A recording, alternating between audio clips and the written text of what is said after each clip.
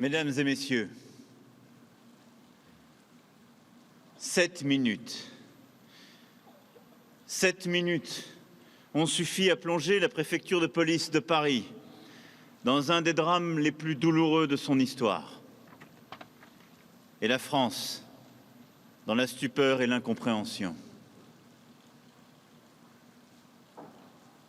Ce jeudi, dans les bureaux de la direction du renseignement, là même où l'État traque terroristes et criminels, un agent administratif en poste depuis plus de 15 ans, un collègue, assassiné le major Damien Ernest, le gardien de la paix Anthony Lancelot, l'adjoint administratif Brice Lemescam, avant de s'en prendre à la gardienne de la paix, Aurélia Trifiro, qui allait succomber à ses blessures, puis une adjointe administrative, à son tour, dont les jours, heureusement, ne sont plus en danger et qui, en cet instant, est parmi nous. 7 minutes. 7 minutes ont suffi pour arracher la vie à 4 des vôtres. Et le tribut aurait été plus lourd encore si un gardien de la paix stagiaire, ayant rejoint le métier depuis seulement 6 jours, n'avait fait preuve d'une maîtrise et d'un courage hors norme en neutralisant l'assaillant après les sommations requises. Ces murs vibreront longtemps de l'écho de ce geste, comme ils vibrent encore de l'engagement des héros d'août 44 qui ont libéré Paris, comme ils vibrent encore de la présence des grands policiers et des grands préfets qui ont foulé les pavés de cette cour, de cette glorieuse histoire qui vous rend tous si fiers d'appartenir à cette institution républicaine qu'est la préfecture de police de Paris. Si fiers, ils l'étaient tous les 4. Si fiers, nous le sommes d'eux aujourd'hui. En ce moment de deuil, je m'incline, au nom de toute la nation, devant la douleur des familles et des proches de ceux qui sont tombés. J'ai une pensée affectueuse pour les 2 filles de Damien Ernest, pour sa compagne, avec qui il nourrissait des projets de mariage après tant de vies communes. Pour les 2 jeunes fils d'Anthony Lancelot, pour le compagnon de Brice Lemescam, pour le compagnon et les 2 jeunes fils d'Aurélia Trifiro, pour les familles, collègues, amis qui les ont tant aimés. La République sera toujours à vos côtés. Elle l'est dans cette épreuve. Elle le sera dans la durée. Je m'y engage. Je n'oublierai jamais les heures passées à vos côtés ce jeudi après-midi, quelques instants après le drame. Les actes de courage, les remords de certains, les tristesses, la conscience aiguë, le sens du devoir, déjà, toujours, la fraternité et la solidarité qui rassemblèrent cette maison.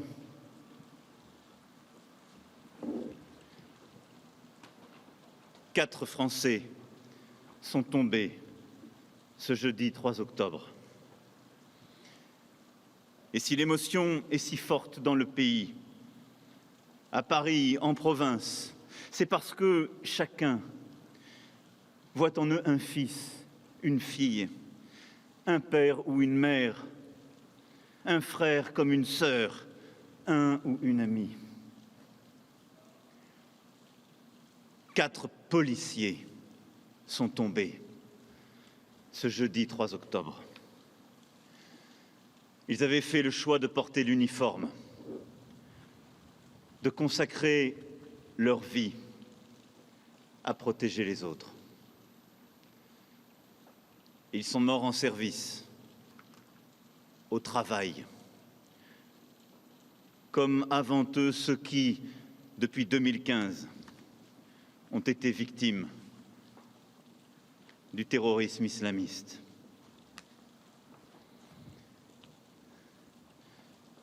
Je suis venu parmi vous pour m'incliner devant le sacrifice de vos 4 collègues, pour saluer notre héros, pour apporter le soutien de la nation à la préfecture de police, si durement éprouvée. Je suis venu parmi vous pour vous assurer que la lumière sera faite, les interrogations levées, les responsabilités établies. La justice passera comme il se doit. Je suis venu parmi vous, enfin, pour que nous regardions la vérité implacable et en tirions toutes les leçons, pour prendre devant vous l'engagement au nom de l'État d'empêcher que se perpétuent de telles dérives. Vos collègues sont tombés sous les coups d'un islam dévoyé et porteur de mort qu'il nous revient d'éradiquer. Et qu'un individu imprégné d'une telle idéologie puisse exercer dans le lieu où précisément l'on traque les individus dangereux est inconcevable, inacceptable. Face au terrorisme islamiste, nous mènerons le combat sans relâche. Les fonctionnaires de notre préfecture de police, l'ensemble des forces de sécurité, de renseignement, sont bien sûr une part essentielle de la réponse.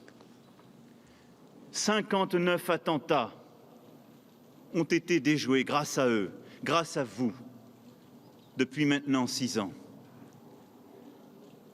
Et ce drame n'érode rien de la confiance que j'ai en vous, que la nation place en vous, en votre professionnalisme, en votre engagement.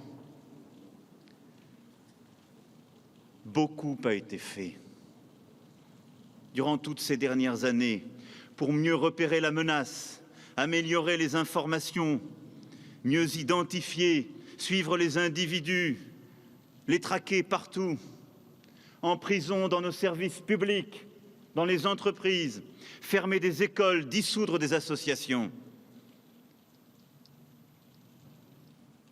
C'est pourquoi aussi vos moyens humains, technologiques, juridiques continueront-ils à être renforcés comme nous n'avons cessé de le faire.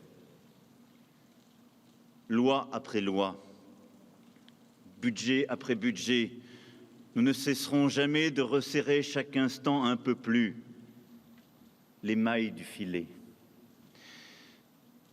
sans que cette traque, jamais, ne remette en cause les libertés de la République pour chaque citoyen, sans que le combat ne divise la nation en voulant faire perdre raison à chacun.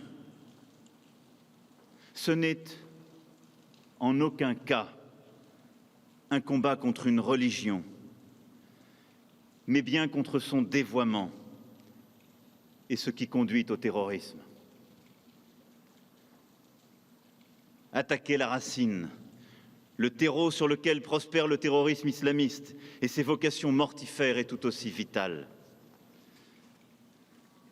Professeurs, fonctionnaires, médecins, bénévoles associatifs sont unis partout dans les lieux les plus sensibles de la République pour prévenir, détecter, agir contre la radicalisation. C'est un travail de longue haleine, toujours trop lent, mais un travail là aussi nécessaire, dont nous ne céderons rien, bien au contraire. Donner les moyens, faire adopter des lois, agir à la racine, nous le faisons et le ferons toujours. Le gouvernement y est pleinement mobilisé, avec méthode et détermination. Mais je veux aussi vous le dire avec force aujourd'hui. Les institutions seules ne suffiront pas. L'administration seule et tous les services de l'État ne sauraient venir à bout de l'hydre islamiste. Non. C'est la nation tout entière qui doit s'unir, se mobiliser, agir. Nous ne l'emporterons que si notre pays, qui est venu à bout de tant et tant d'épreuves dans l'histoire, se lève pour lutter contre cet islamisme souterrain qui corrompt les enfants de France.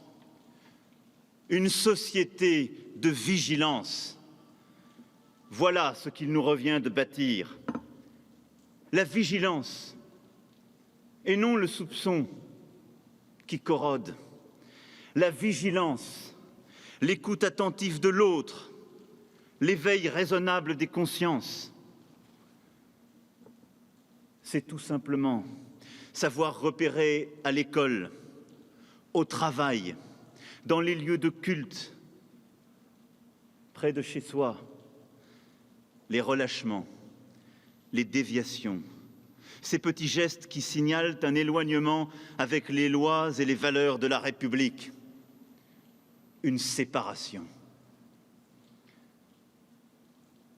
Cela commence par vous, forces de l'ordre, fonctionnaires, serviteurs de l'État. Je sais combien vous saurez vous engager pour repérer ces petits riens qui deviennent de grandes tragédies. L'État se doit d'être exemplaire, de se réarmer aussi moralement partout, de mieux former chacun pour ainsi agir.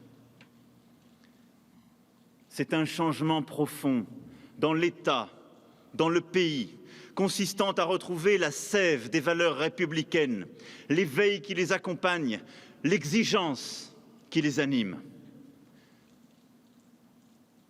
Ne pas nous habituer. Jamais. Trop souvent, nous avons pleuré, parlé, pris des lois, puis sommes revenus au quotidien, comme si de rien n'était, comme si ce quotidien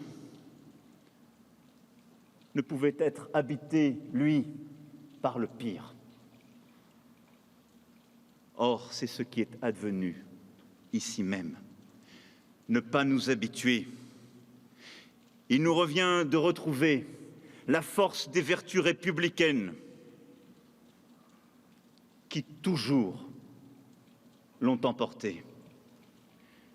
Car ce qui se joue, c'est bien le combat de toute une nation contre ceux qui veulent menotter la liberté, les femmes, la civilité, contre ceux qui veulent diviser, séparer, manipuler.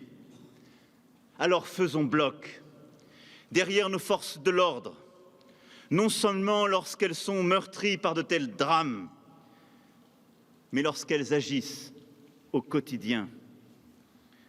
Faisons bloc, sans relâche, contre l'islamisme, contre ces idéologies mortifères qui ne reconnaissent ni nos lois, ni notre droit, ni notre façon de vivre. Faisons bloc pour l'unité de la nation, en sachant rassembler tous les Français, quelle que soit leur confession, quelle que soit leurs convictions.